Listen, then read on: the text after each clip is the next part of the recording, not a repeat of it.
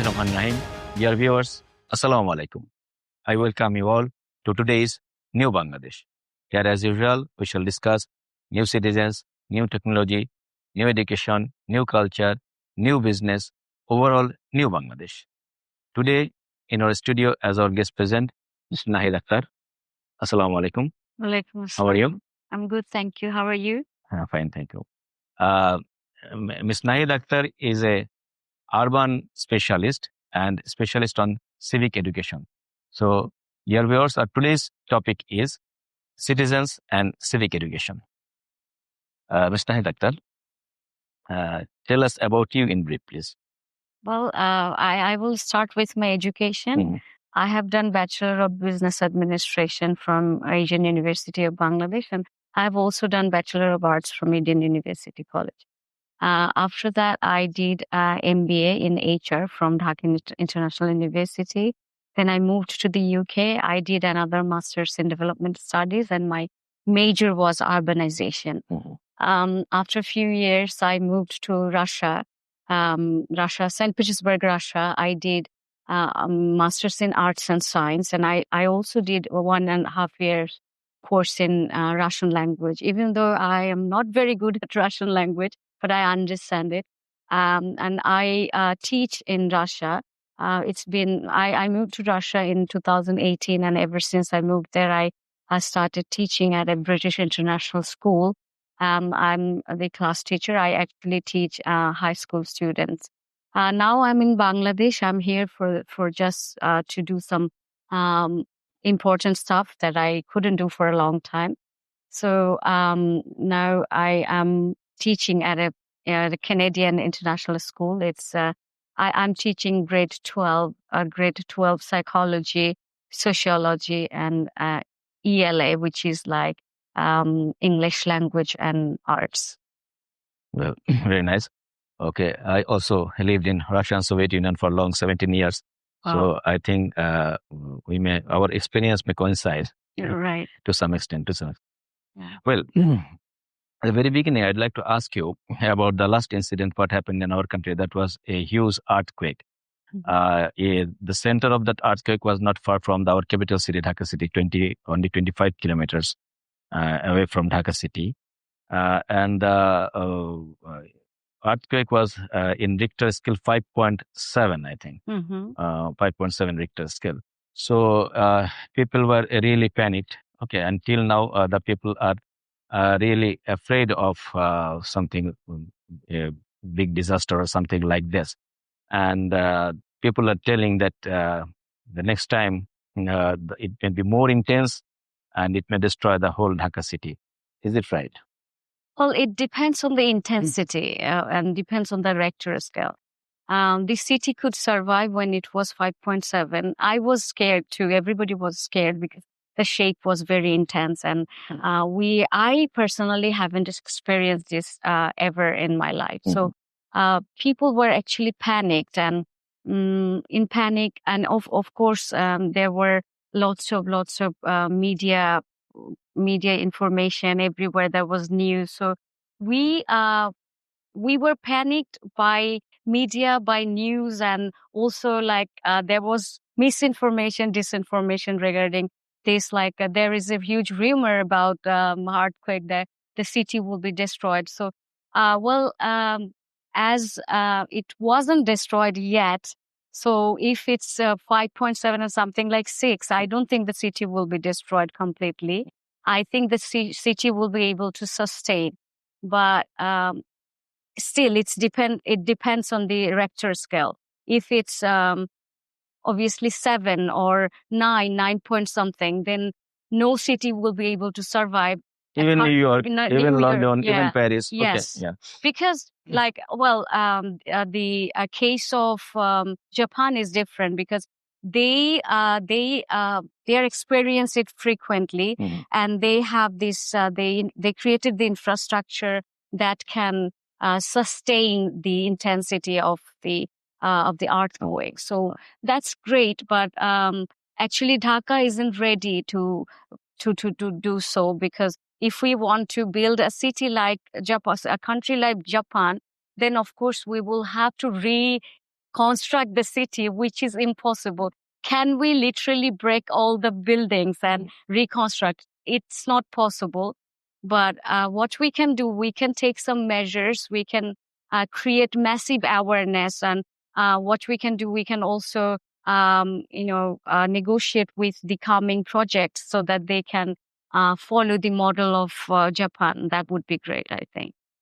Thank you very much. I tell you the truth that I also, for the first time, experienced such a huge shake. I was also worried at that time.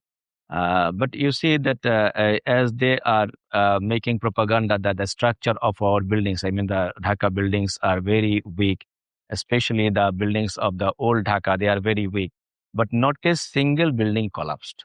It was 5.7, but notice not even in the old Dhaka. Okay, there were few cracks or there were some minars, okay, towers, they just inclined.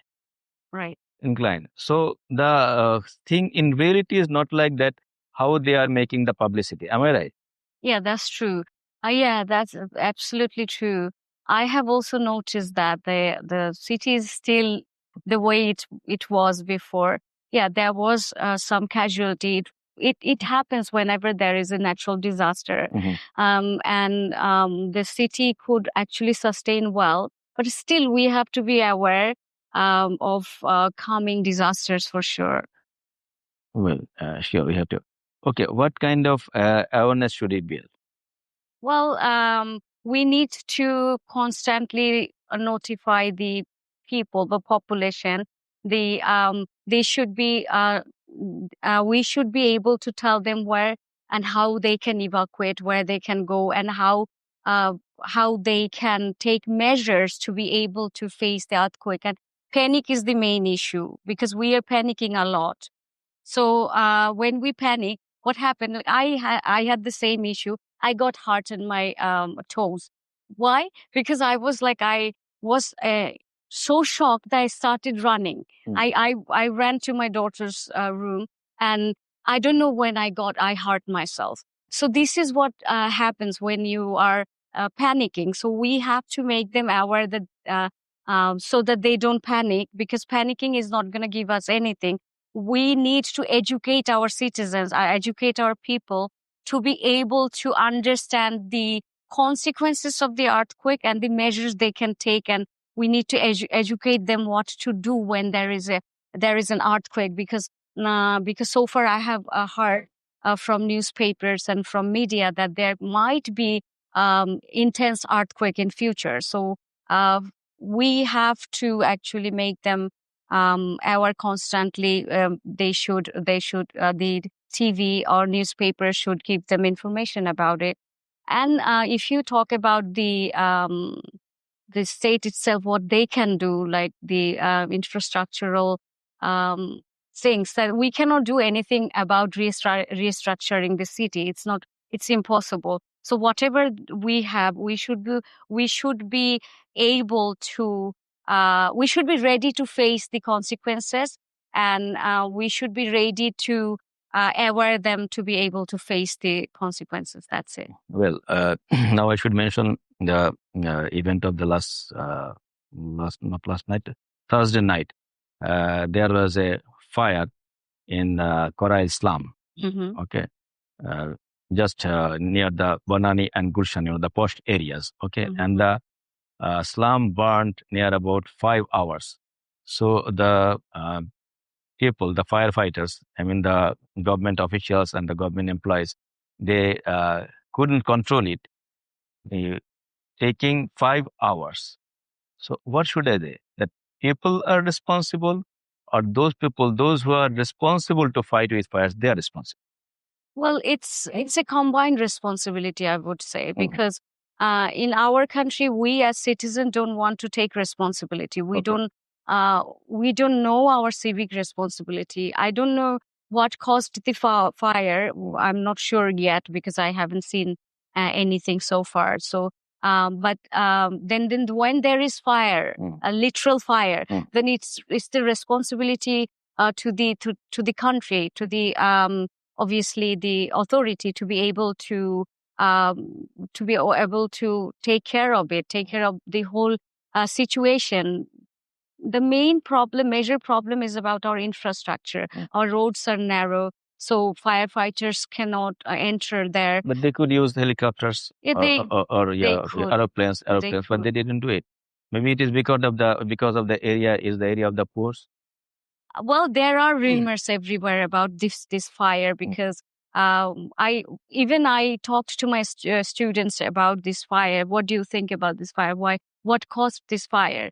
And each of them, even they're 18, 19 years old, they're saying that it's a conspiracy, because if you ask them to evacuate, then most probably they won't evacuate. Then what happens? Um, you just do it. You fire the place, and they won't have any option other than leaving the place. So and another news I have seen that there are conspiracy theories everywhere, but I'm not sure about the correct news, because nowadays it's very hard to distinguish between misinformation and the fake news and the right information, because we experience floods of news, floods of information. Everybody is a journalist nowadays. We are doing citizen journalism nowadays. But whatever I have seen something which is it was a pre-planned act, which is the authority or a very giant business tycoon wants to build a big business place over there. So I actually don't. I was waiting for the right information, but I don't have the right information. I have read anything authentic so far, but this speculation is what you have said. It clearly indicates that. Well, you said they could use helicopter. It's been 5 hours. The fire was just destroying the whole place. You said this is a place where slum population live, poor people live, quote unquote. So do we care about them, or we care about only the rich people? And what would happen if it was in Gulshan? Yes.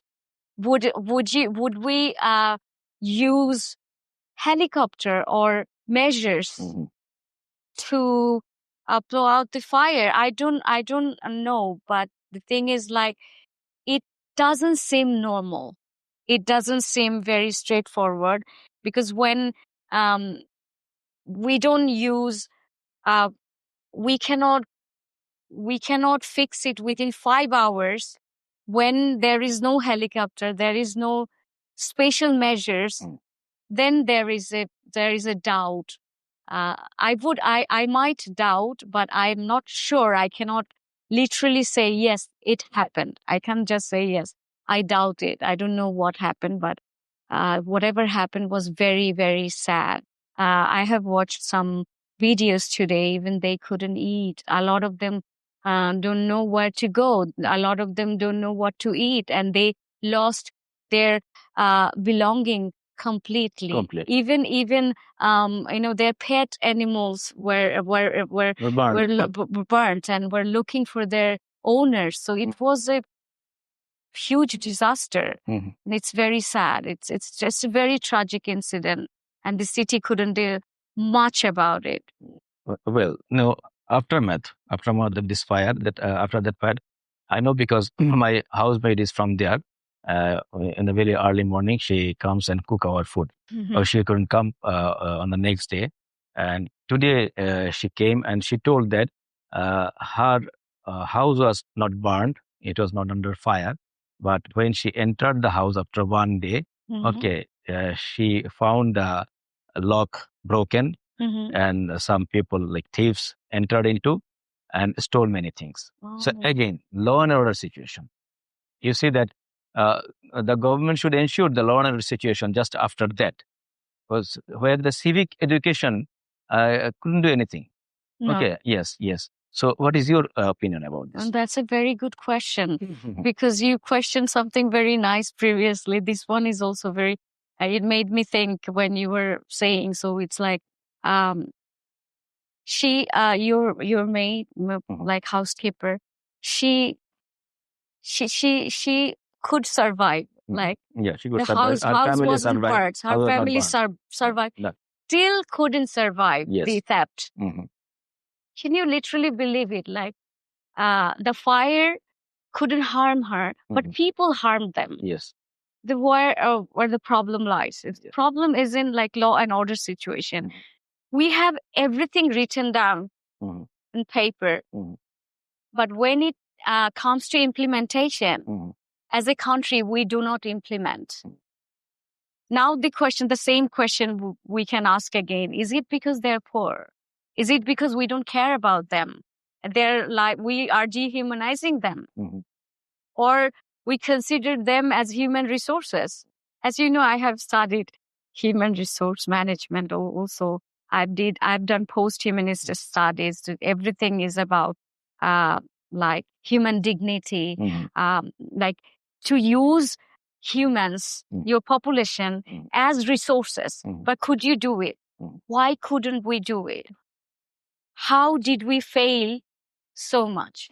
It's like, what happens after fire or after any natural disaster? What we do?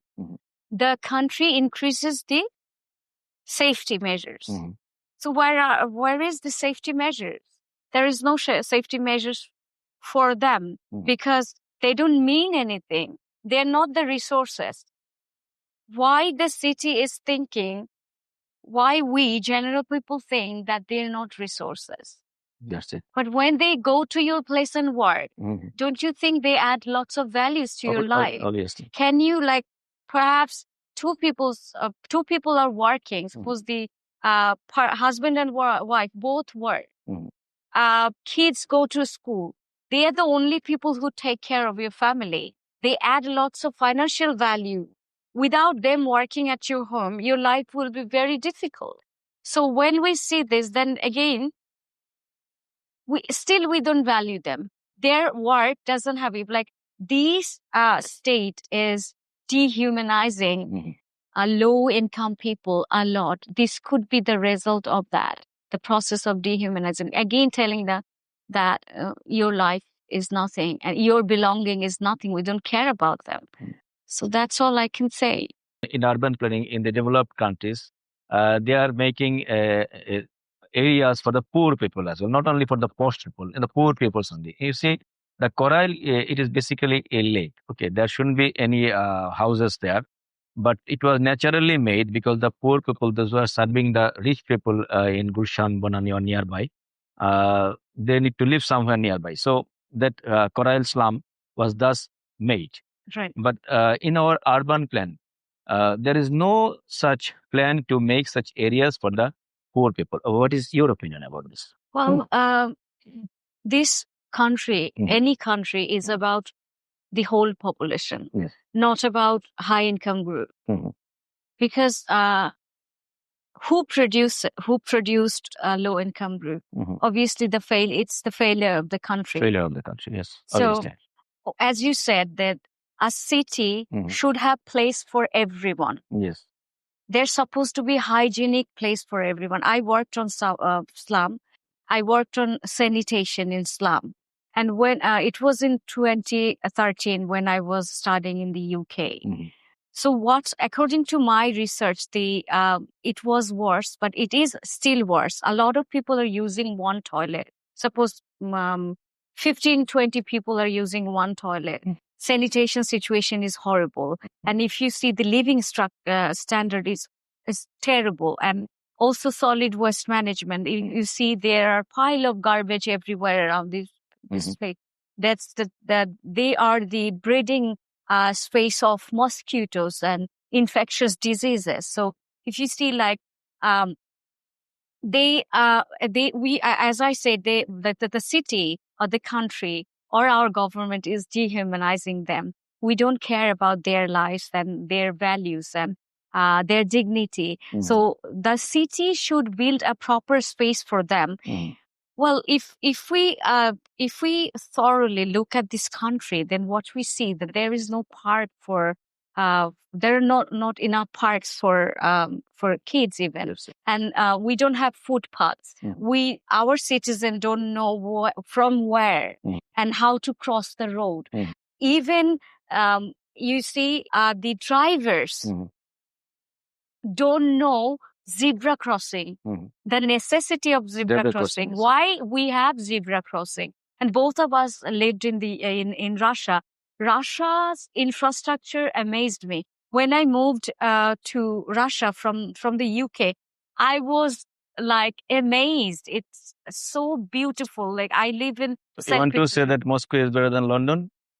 I would say infrastructure-wise, it is more beautiful. I live in St. Petersburg. I would say St. Petersburg is more beautiful than London.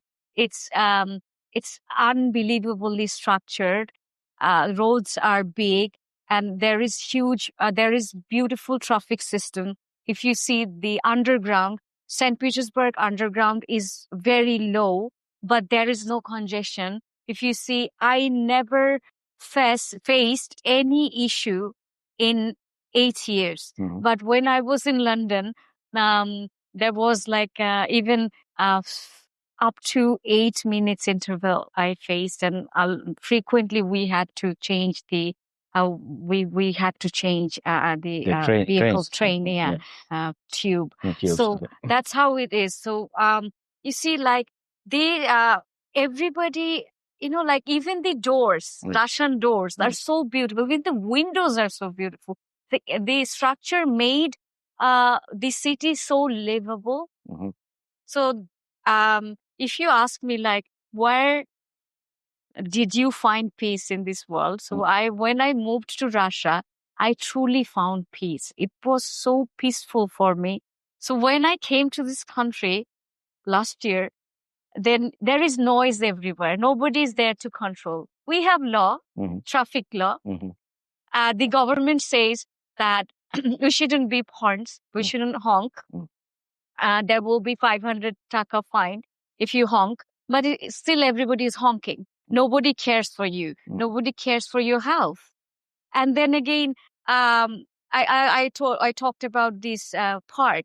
There are few parks for kids. Then if you look at the slum where we were, about Coral Bosti, could these kids, Coral Bosti young people ever enter in a park? Gulshan Park or Bonani Park. Are they allowed? They are not allowed. I'm speaking about the dehumanization. Yes, sir. We are dehumanizing little kids. We are separating them. We're creating us versus them.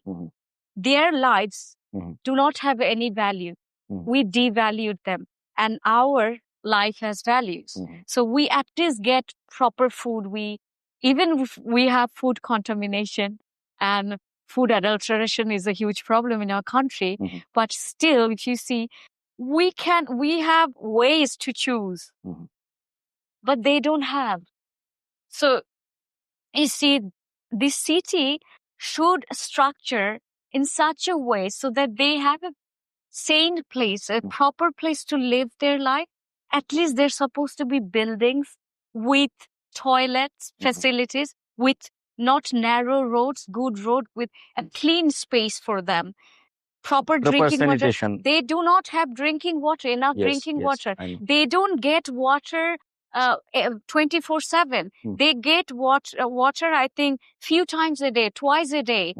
It was once a day before. Like if you go back to 90s, I think it was once or twice a day. And think about how they bath, how they shower, how they live their life, when they cook. Even they have to share their kitchen with other inhabitants. So they suffer from contaminated diseases. So their life is terrible. Still it is. And after this disaster, the fire, we could easily see that nothing has changed so far. When I did my research in 2013, I don't see anything has actually changed so far. And that their life hasn't improved that much. Well, in this regards, I have two questions. One is, okay, if you try to take example from other countries or other cities of this world to build a new Dhaka or our new cities, should we take example from Moscow or St. Petersburg, then London or Paris? Well, I would definitely suggest St. Petersburg, Moscow, because St. Petersburg is wonderful in regards to urbanization. you see the roads, the way they build roads, there is no way you can walk from the road. They kept space, but unfortunately, we don't have space. Like, we can't rebuild this city unless there is a disaster and the whole city collapse. Then there will be obviously a reason to rebuild the city. But what I can suggest and what I can say, we should decentralize Dhaka city. There is only way if you ask me, like, if there is a solution to solve the problems of the Dhaka city, or there is a solution to save those people, especially low-income group, then I would say, obviously, we need a city extension. So we need to rebuild a city or extend the city outside Dhaka so that we don't rush here, because everyone is coming here just to get job, to get a better life. The way we move to other countries to get a good job. Suppose, like, when I come to Bangladesh, I came 3 times in last 17 years. And I never found a job that could give me the similar sort of salary that Russia is giving. Then you invested on yourself. You paid a lot of money to get educated, and then you need to earn something that can give you that can guarantee a good or a healthy life. And for that, we have to move to the other countries. The same way, you see, like, the people from village are migrating to Dhaka city or other cities so that they get jobs. At least they can do something. Like, we couldn't actually ensure financial securities in villages. So if we could decentralize the whole country, I think then these people will not live in misery in cities. Then they will have jobs or business that they can do to survive in the place they are born, or wherever they want to live, in small cities or villages. So there is a lot we have to do and we have to think about to develop the whole thing, actually. Well, as regards decentralization, we know that our late president, Ziaur Rahman, he encouraged decentralizations, and he used Nator, Sylhet, and Chittagong for his cabinet meetings, full-fledged cabinet meetings. So thus, he encouraged decentralization, and he also took some measures for decentralization. After that, no government did anything for decentralization. We hope that the next government will take necessary measurements for decentralization. At the same time, urbanization was encouraged. I don't know, it was naturally or artificially. Now the people are coming from villages to Dhaka city and to some other major cities for seeking jobs and business and like this. So the villagers are gradually becoming the citizens. But we should make decentralization. We should encourage village life, and we should develop our village economy. Am I right? Absolutely right. Regarding, of course, previous urbanization, the way you said, Ziaur Rahman took the steps to decentralize, and then no government took actual initiative to decentralize the whole country. When we look at Dhaka city and the cities, it feels like nothing is going to happen, and we won't be able to solve the urban issues, and we won't be able to solve the problems of poverty. We won't be able to alleviate the poverty and all sorts of issues regarding city life or urban life. But there is only way we could solve the problem. There is a way, obviously, and the way is decentralization. If we really focus on decentralizing the small towns, or and to actually properly planned way, if we go in a planned way, only then we can solve the problem. But again, there will be population growth. It's just a like a natural phenomenon. Population is increasing. We have one of the major threat of our country is our population. Now, can we actually do anything about it? Yes, we can. We can make them resources. And how we can make them resources? We need to decentralize, create jobs for them in their birthplaces and where they are already. And if we can do some sort of initiative that can so that they can do some business over there. Mm-hmm. So it cannot be only cities. The whole development is associated with the cities. Mm-hmm. Everything is about city. Mm-hmm.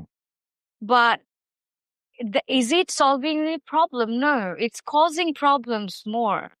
So we have no other option but to decentralize. So for that, I would like to request, or I would hope that our coming government, whoever it is, mm-hmm. should take care of this, should decentralize the country, should take care of the majority. Mm-hmm. Majority is not rich in this country. Mm-hmm. Not high income group. High income group is limited. Mm. We need to focus on low income group if we want to develop our whole nation or lives of our population.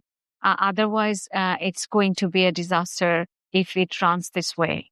We had a special episode on disaster management. There we proposed that we must have a separate disaster management course. Well, now we don't have any. In our country, we don't have any separate disaster management course. In Russia, there is a separate disaster management course. Right. So what is your opinion about this? Well, most of the countries that we call developed countries, mm-hmm. they have disaster management force. They always have to protect mm-hmm. the belongings of the people and people itself. So, if we don't have it, then we have to build one. There is no other option, because what if there is a major earthquake in future? Because scientists are predicting a major earthquake, because they already gave all sorts of clues why we might have we might experience another or some more earth. We have 3 tectonic plates mm-hmm. underneath. So since this is a zone where this is a risky zone. Mm-hmm. When your country is in risk, mm-hmm. you must have a disaster management plan and a proper plan to be able to face and protect mm-hmm. The nation. As you rightly said, that we could survive 5.5, 5.6, 5.7, but then what if mm-hmm. There is 7, mm-hmm. or what if there is 6.5? Mm-hmm.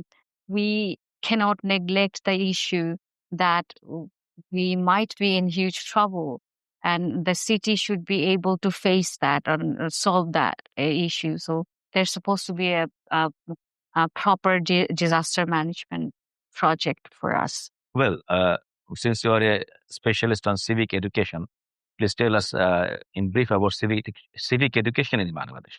Well, I'm specialized in a course called PSHC. I teach British National Curriculum, where we focus a lot on civic education, citizenship education, civil discourse, all sorts of things. And it starts from very early years of your schooling. So when they start their life, they just come to school, they start learning how to be responsible for your country. Like what we desire as a Bengali. When I was in this country, I didn't move there. I didn't learn that I have duties too. I have responsibilities too. This is my country, and I will take care of this. I will have to take care of the mother nature. I will have to take care of our infrastructure. So when I moved there, when I started teaching after the training, I have seen that, like how they teach that, how they train their kids to be able to be a proper civic citizen. And also they take care of the citizenship education so well that from the very young age they know that their country is their responsibility. It's just not the responsibility of the government to take care of everything. We are part of the government. It is our responsibility too. I can give you one example. Suppose I worked on solid waste management. That was my dissertation. So, that's why I'm like not desensitized. My senses are working when I go out in this country. I can see garbage everywhere, solid waste everywhere spreading. So, do you think Dhaka city or the city corporation isn't doing anything? City corporation has cleaners. They are cleaning the city every morning. Then if you see by 9 o'clock, you will see there is garbage everywhere. If you see if you look because of that, there are no dustbins. There are no dustbin because the city corporation is not arranging dustbins. Even if they install dustbins, then they get stolen. No, city corporation should take care of it. Yeah, city corporation has to create a new idea so that it doesn't get stolen. If you remember, Russian dustbins, they're concrete. Yes. There is no way you can steal them. Yes. So that's why, the reason why I like Russian infrastructure so much, because there is nothing you can steal. They install everything so beautifully that it will be there, it will sit there, it will take care of it. So, when I teach in Russia, I see something else. Kids do not throw garbage everywhere and anywhere because that's not what they learned. Because the city is so clean. You cannot throw garbage in a clean space. When the place is unclean, then it's very dirty when let's throw garbage. Well, but what I see as a researcher on this specific topic, it's like when city corporation clean the roads in the morning, by 9, everywhere there will be garbage because government is doing their part in the morning. Somehow, I wouldn't say I'm not very happy with them. You already mentioned that why don't they install dustbins, waste bins, whatever. So, but then, yes, that's true. I agree with it. But then I have responsibility too. Even if the place is unclean, if I am a civic citizen, if I have got education, can I literally throw garbage everywhere? We should not. But you see, when I came to this country, one day I have seen a mother bought a mom bottle for the kid. I think the kid came from the school. Then the boy just finished the water and threw the bottle inside the road, just on the road. Can you literally believe this kind of incidents? Can you literally imagine that it would happen in Russia or any country? Well, that the same kid is not not throwing the mom bottles or anything garbage in his or her school because dustbins are there, waste bins are there. But in the roads, the city corporation or the government is not arranging waste bins for us. So that's why you are bound to throw it anyway. Yeah, you are just it's like this is called civic education. Yes. The government must have civic education as well. Of course, because if I'm a parent, I'm a mom. If I don't education, if I don't have education, I won't be able to teach my kid, my daughter, to be civic, to be a proper civic citizenship. She won't take the civic responsibilities if I do not educate her. So I should be educated first to be able to teach my my students, my children, to be able to be educated. So what you said is really very true, that the government first need to learn. Since they didn't learn, they couldn't teach the country. Once they have to learn, and then they can apply it to its country, and they, there's supposed to be intense training. There's supposed to be teachers training regarding this, like how to teach civic education, how we can educate our population to be able to take care of their country, to be responsible towards the country. We cannot just, like, what happens in this country, like anyone and everyone will kick a stray animal, dog, cats. They're killing a I have seen a video. Someone was killing a pregnant cat. It it happens because the city isn't kind. Kindness is contagious. The state should be kind to be able to teach kindness to its population. So we, like, it's a combined learning process. If we do not know something, we cannot teach anybody. So if government doesn't know something, then government cannot teach its population. So it's a combined process. So I wouldn't say that we don't, like, the way they are, like, it's because, like, they weren't educated enough. But I have seen a lot of people have higher education from a very, those countries, America, UK, those places. Still, they do the same in this country. They don't care about this country, because once they gain the place, once they go to the government, they become something, then they don't care anymore. All they care about themselves. So, and then this, like, our population, they think the country is not our responsibility. It's their responsibility. It's government responsibility.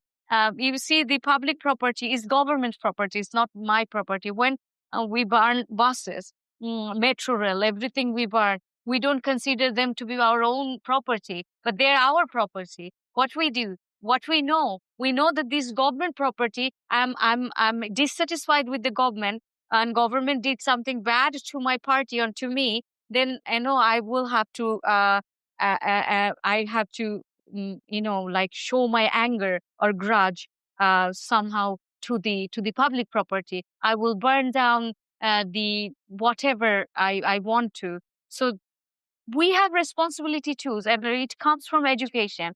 So this country needs to get educated. Everybody needs to get educated in this country. There is a gap between civil discourse and also the government policy, and we have to mitigate this gap to be able to create a proper civil nation. Well, thank you very much. Our time is running. This was all with our today's discussion. Dear audience, I hope that you enjoyed our today's discussion. So hope to see you again in our next episode. Assalamu alaikum.